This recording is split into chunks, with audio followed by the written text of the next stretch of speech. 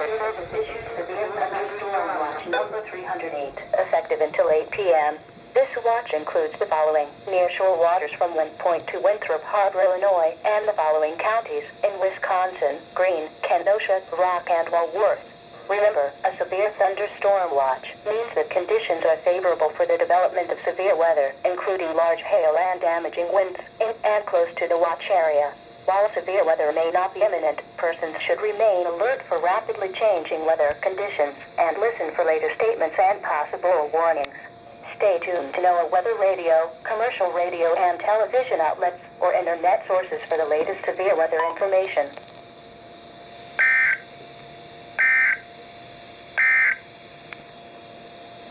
This is NOAA's weather radio, KXI-41 Crystal Lake. Severe weather is occurring or forecast to occur in our listening area. This station will broadcast severe weather alarm tones for McHenry, Lake, Cook, Boone and Northern Kane counties in Illinois, as well as Walworth and Kenosha counties in Wisconsin.